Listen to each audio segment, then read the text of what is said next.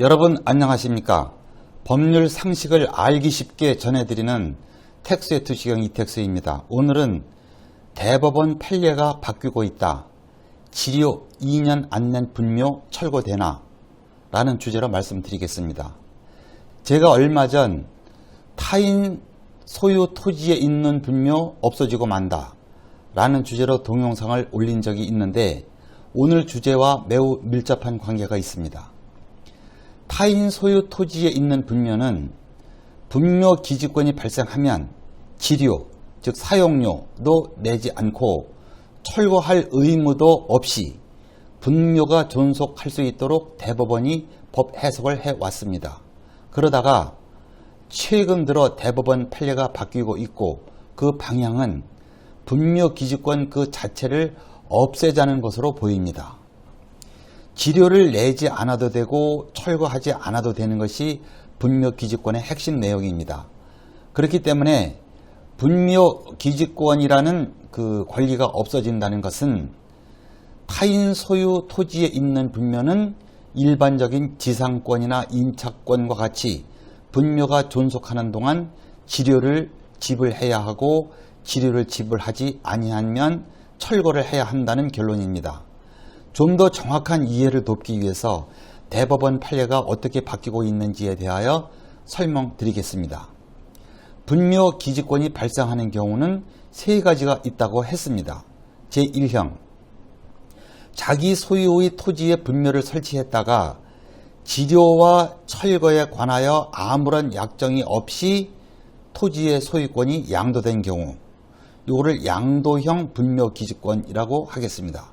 제2형, 타인 소유 토지에 지주의 승낙을 받고 분묘를 설치한 경우, 이거를 승낙형 분묘 기지권이라고 하겠습니다. 제3형, 타인 소유 토지에 분묘를 설치한 후 20년간 평온 공연하게 분묘 기지를 점유한 경우, 이걸 시효 취득형 분묘 기지권이라고 하겠습니다. 이렇게 세 가지가 있습니다. 분묘 기지권이 발생한 경우라도 지료 문제와 분묘 철거에 관하여 당사자 간에 특별한 약정을 하였다면 그 약정이 우선이기 때문에 대법원 판례를 따질 필요가 없습니다. 여기에서는 그러한 당사자 간 약정이 없는 것을 전제로 한 이야기입니다. 먼저 지료에 관한 대법원 판례의 변동 내용을 보겠습니다. 분묘 기지권이 발생한 묘지에 대하여 지료를 인정하지 않다가 대법원은 지난 2021년 4월 29일 제3형 시효 취득형 분묘 기지권에 대하여 지료를 지불해야 한다. 지료는 청구시부터 계산한다는 내용으로 변경되었습니다. 그 후 한 달 후인 2021년 5월 27일 대법원은 제1형 양도형 분묘 기지권에 대하여 분묘 기지권이 성립한 때부터 지료 지급 의무가 존재한다고 판결했습니다. 즉 자기 소유 토지에 분묘를 설치했다가 토지 소유권이 양도된 때에 분묘 기지권이 발생하는데 그때부터 지료를 지급해야 한다는 것입니다. 그렇다면 제2형 승낙형 분묘 기지권에 대하여는 아직 대법원 판결이 입장을 내놓지는 않았지만 제2형에 대하여만 특별히 지료를 면제하여야 할 근거와 명분이 없기 때문에 제2형에 대하여도 지료를 지불하라는 방향으로 판결이 바뀔 가능성이 매우 높습니다. 그렇다면 결국 모든 분묘에 대하여 지료를 지급해야 한다는 말이 됩니다. 다음으로 분묘 그 철거에 대한 대법원 판례의 변경 방향을 예측해 보겠습니다. 앞에서도 말씀드렸듯이 종전에는 분묘 기지권이 발생한 분묘는 지주가 철거를 요구해도 이를 거절할 권리가 있다고 했습니다.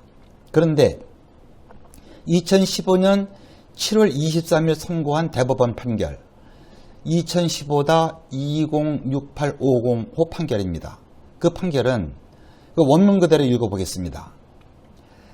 자기 소유의 토지 위에 분묘를 설치한 후 토지의 소유권이 경매 등으로 타인에게 이전되면서 분묘기지권을 취득한 자가 판결에 따라 분묘기지권에 관한 지료의 액수가 정해졌음에도 판결 확정 후 책임 있는 사유로 상당한 기간 동안 지료의 지급을 지체하여 지체된 지료가 판결 확정 전후에 합쳐서 2년분 이상이 되는 경우에는 새로운 토지 소유자는 분묘기지권자에 대하여 분묘기지권의 소멸을 청구할 수 있다 라고 판시했습니다. 이 2015년 판결은 분묘기지권자에게 지료 지급 의무가 발생한 경우에는 2년분의 지료가 연체되면 분묘를 철거해야 한다는 내용이고, 이 판결은 2년 지료 연체를 이유로 분묘의 철거를 인용한 하급심 판결이 정당하다고 판시한 판결입니다. 이 판결은 다소 지나치게 앞서 나간 감이 있기는 합니다. 그러나 판례를 변경하려면 대법원 전원합의체에서 변경해야 하는데 아직 이에 대한 전원합의체 판결이 없어서 2년분 지료를 연체하면 분묘를 철거해야 한다는 법 해석은 아직 유효하다고 봐야 합니다.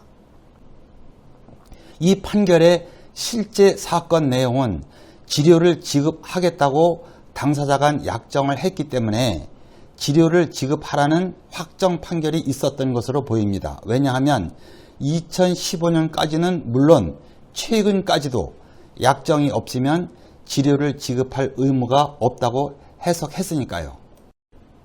그러나 현재는 제1형 양도형 분묘기지권이나 제3형 시효취득형 분묘기지권의 경우에는 당사자 간 약정이 없어도 지료를 지급하라는 내용으로 대법 판결이 선고된 상태입니다. 2015년 대법 판결에 따라 당사자 간 약정에 기하여 지료 지급 의무가 발생한 경우에 지료를 2년 연체하면 분묘를 철거해야 한다는 그런 입장이라면, 당사자 간 약정을 해서 지료 지급 의무가 발생을 했건 약정을 하지 않더라도 대법원 법 해석에 따라 지료 지급 의무가 발생했건 일단 지료 지급 의무가 발생한 이상 동일한 해석을 하지 않고 이를 달리 해석해야 할 근거와 명분은 찾을 수가 없습니다. 결국 2015년 대법원 판결대로 모든 분묘에 대하여 분묘기지권 발생 원인에 따른 구분이 없이 일률적으로 2년간 지료를 연체하면 분묘를 철거해야 한다고 법 해석을 할 수밖에는 없지 않나 제 개인적으로 예측을 해봅니다. 대법원이 2015년 판결을 변경하지 않고 그대로 유지할 수도 있고 저는 합의체 판결로 변경하는 내용의 판결을 할 수도 있습니다. 지켜보겠습니다. 구독, 좋아요 부탁드리고요. 시청해 주셔서 감사합니다.